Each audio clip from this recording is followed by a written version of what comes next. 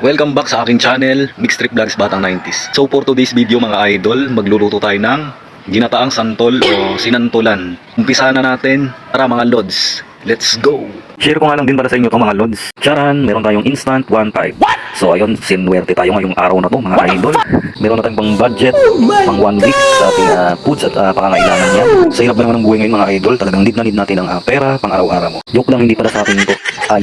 Maaga nga pala tayong nanguha ng bunga ng santol dahil mga hinog na nga at naglalaglaga na gawa ng panayang ulan ng ulan. Kasama ko nga pala si Melvin, Gerald at Chu. Inumpisahan ko nang hiwain sa gitna ang mga bunga ng santol at ito na nga mga idol, ikinat ko siya sa gitna at para mas mabilis natin siyang makayod. At tinanggalan ko na nga rin yan ng mga buto kung mapansin nyo, at si Chu nga ay inumpisahan na rin magkayod ng laman ng santol. At nakayod na nga natin lahat ng laman ng santol ay nakarami tayong mga lods. Yung kalahati ay ibuburo natin sa asin para ma-ferment at tumagal mga lods. At sa susunod ay meron na tayong manulutong ginataang santol. May halo na rin pala yung tubig at asin at pagkatapos ay lalamasin natin at pipigaan. Nakabili na nga rin pala tayo ng fresh gata sa palengke. Nagpaapoy na nga pala tayo sa kahoy at inumpisahan na nga natin itong lutuin. Naglagay na tayo dyan ng rekado, bawang, paminta at inilagay na nga natin ang napigaan nating laman ng santol at nilagay na rin natin ang unang gata. Nagsawag na rin pala tayo dyan, imbis na bagong alamang balaw o giniling ang ating hinihalo dyan ay sardinas na talaga namang bagay na bagay sa ginataang santol o sinantulan. At pagkatapos ay hinalo nga natin ang hinalo hanggang sa ito ay tuluyang maluto ng maluto. At naglagay na nga rin tayo dyan ng siling haba at siling pula. Optional na lang yung bell pepper kung gusto nyo lagyan mga lods. At ito na sa wakas, charan, luto ng ating special ginataang santol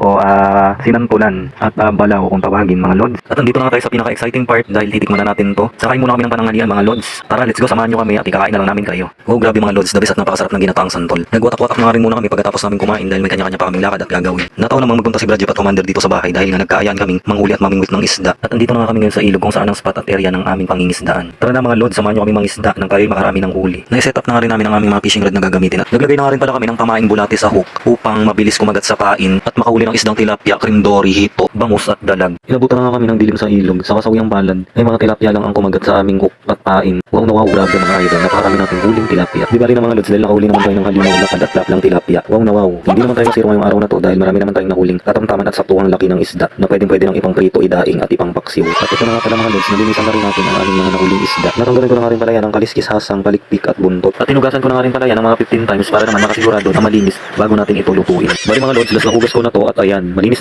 na at fresh at sariwang-sariwa ang ating mga isdang nahuli sa ilog. At pagkatapos nga natin yung mahugasan ay ilalagay naman natin dito sa bila o lahat upang ating matimbalaan at malagyan ng asin. At tignan nyo mga lods, nagmis tulang buhay pa itong platong tilapia dahil meron pa siyang kain-kain sa kanyang bibig. Nilagyan at binigura na nga natin to ng asin at nang sa ganun ay atin ang halu-haluin nang kumapit ang asin sa ating isdang tilapia. Pagkatapos naman ay ilalagay ko na ito sa Tupperware nang sa ganun ay atin na itong itatabi. Bali mga lods, ito yung ating final na paglilinis ng isdang tilapia. At natimplahan na nga rin pala natin yan ng asin. At pagkatapos ay, bago matapos ang ating video na to, shoutout na pala sa mga subscribers ko dyan. Mabuhay kayong lahat. Please like, subscribe, and click the bell button para lagi kayong updated sa mga ina-upload nating video. Nagprito naman ako nang sa ganun ay atin namang matikman ang ating huling tilapia. Wow mga lods, panalo, so yummy. Hanggang dito na lang ang ating video. See you on my next vlog. Bye-bye.